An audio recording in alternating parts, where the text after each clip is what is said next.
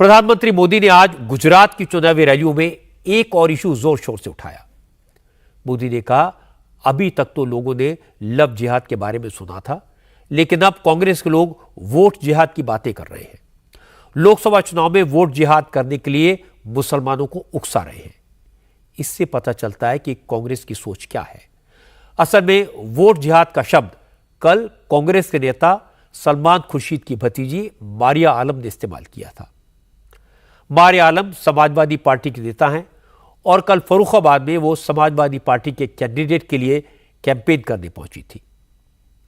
फर्रुखाबाद की एक public meeting में मारिया आलम ने कहा कि मुस्लिम समुदाय पर जिस तरह के हमले हो रहे हैं, उन्हें रोकने के लिए सभी मुसलमानों को बीजेपी के खिलाफ वोट करना होगा। जुल्म रोकने के लिए वोट जिहाद करना होगा। नरेंद्र मोदी ने इस बात को पकड़ लिया और आज आणंद की रैली में मोदी ने कहा, कांग्रेस के बड़े नेता की फैमिली के लोग वोट जिहाद की बात कर रहे हैं और कांग्रेस के लीडर्स उस पर चुप्पी साधे बैठे हैं। इंडी गठबंधन की एक और रणनीति की पोल उसके ही नेता ने देश के सामने खोल दी है। अब इंडी गठबंधन ने मुसलमानों से वोट जिहाद करने को कहा है। अब बताइए, हमने लव जिहाद सुना था, लैंड जिहाद सुना था और वोट जिहाद, और वो भी पढ़े लिखे मुसलमान के परिवार से बात आई है। सामान्य मदरसा से निकले हुए किसी बच्चे ने नहीं कहा है। हाईली क्वालिफाइड फैमिली और कांग्रेस के वरिष्ठ पद पर बैठे हुए परिवार, ये मुसलमान परिवार ने कहा है, नारा दिया है, वोट जिहाद करो। आप जानते हैं ना जिहाद का मतलब क्या होता है? जिहाद किसके खिलाफ किया जाता है? इंडी गठबंधन का साफ कहना है कि सारे मुसलमानों को एकजुट होकर वोट देना चाहिए। इंडी गठबंधन ने लोकतंत्र के उत्सव में वोट जिहाद की बात करके लोकतंत्र का भी अपमान किया है, संविधान का भी अपमान किया है। और कांग्रेस के एक ने भी नेता ने अभी तक इसका विरोध नहीं किया है, मौक सम्मति दे दी है। ये वोट जिहाद की बात भी कांग्रेस की तुष्टीकरण की नीति को ही आगे बढ़ाती है। एक तरफ इंडी गठबंधन एसटी, एससी, ओबीसी सामान्य वर्ग को बांटने में जुटा है और दूसरी तरफ वोट जिहाद का नारा लगा रहा है। आज समझ सकते हैं कि इंडी गठबंधन के इरादे कितने खतरनाक है। मोदी की बात सही है। वोट जिहाद की बात कहने वाली सलमान खुर्शीद के परिवार की महिला हैं। सलमान खुर्शीद सुप्रीम कोर्ट के जाने माने वकील हैं और मनमोहन सिंह की सरकार में मंत्री रह चुके हैं। इसके बाद प्रधानमंत्री मोदी ने आरक्षण का मुद्दा उठाया।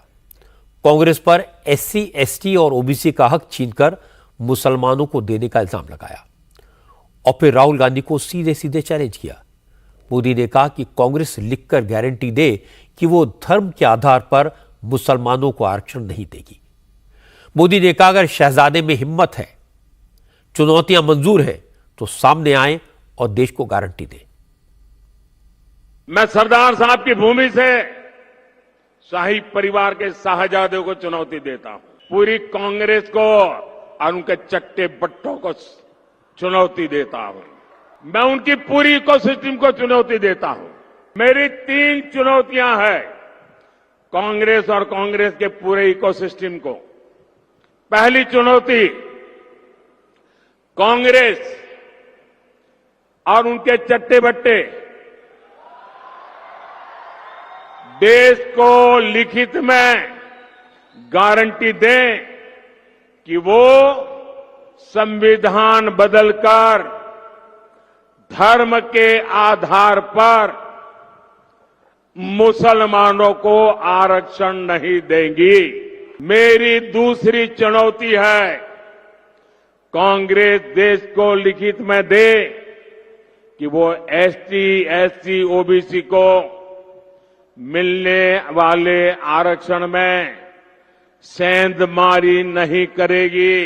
मेरी तीसरी चुनौती है, कांग्रेस देश को लिखित में गारंटी दे कि जिन जिन राज्यों में कांग्रेस की और उसके साथियों की सरकार है, वो बैकडोर से ओबीसी का कोटा काटकर मुसलमानों को आरक्षण नहीं देंगी। ये मेरी 3 चुनौतियां हैं। शाहजादे, हिम्मत हो तो आ जाओ। संविधान को माथे पर लेकर के नाचने से बात नहीं बनती है।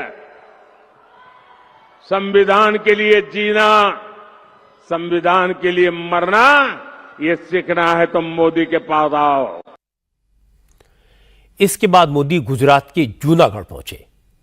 यहां उन्होंने कांग्रेस पार्टी के अध्यक्ष मल्लिकार्जुन खड़गे की बात पर निशाना साधा। खड़गे ने कल छत्तीसगढ़ के जांजगीर की एक रैली में कहा था कि उनके कैंडिडेट का नाम शिव कुमार है, उनके नाम में शिव है, इसलिए वो राम से मुकाबला कर सकते हैं। आज मोदी ने कहा उन्हें यह सुनकर हैरानी हुई कि कांग्रेस राम को हराना चाहती है। उसका मकसद भगवान राम को हराना है। अगर कांग्रेस राम को हराना चाहती है तो किसे जिताना चाहती है? कांग्रेस अब अपना नकाब उतारकर अपने असली रंग में आ चुकी है।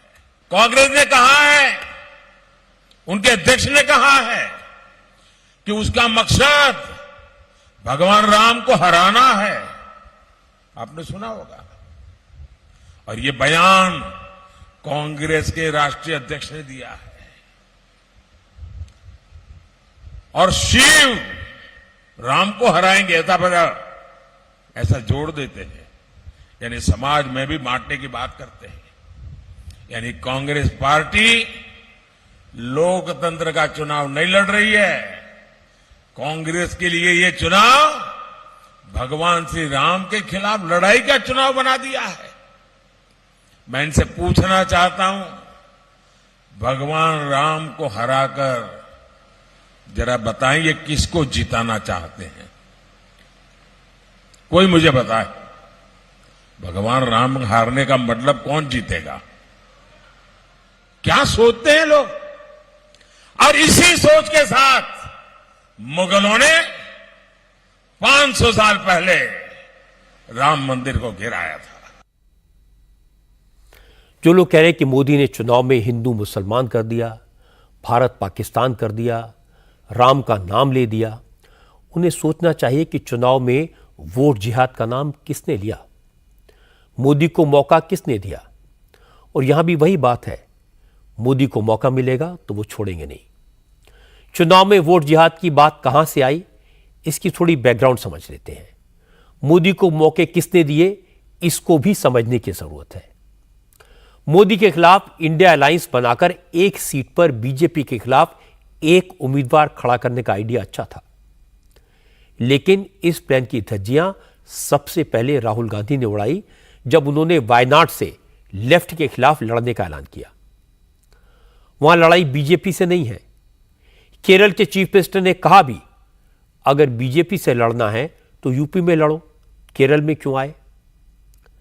अब यह बात कौन नहीं जानता कि राहुल गांधी वायनाड गए क्यों? इसलिए गए क्योंकि वो एक मुस्लिम डोमिनेटेड कॉन्स्टिट्यूएंसी है। राहुल गांधी ने मुस्लिम लीग को सेक्युलर कहा क्योंकि उन्हें वायनाड में वोट चाहिए। राम को शिव से हराने की बात मल्लिकार्जुन खड़गे ने कही थी, यह मौका उन्होंने दिया। जब विरोधी ऐसे काम करेंगे, ऐसी बातें कहेंगे, तो मोदी इसका पूरा पूरा फायदा उठाएंगे, इसमें किसी को कोई शक नहीं होना चाहिए। उनका कैंपेन इसी तरह का होता है। और जो लोग नरेंद्र मोदी को जानते हैं वो ये भी समझते हैं कि नरेंद्र मोदी परंपरागत तरीके की राजनीति नहीं करते। इलेक्शन में जी तोड़ मेहनत करते हैं और अपने विरोधियों को पस्त करने का कोई मौका नहीं छोड़ते।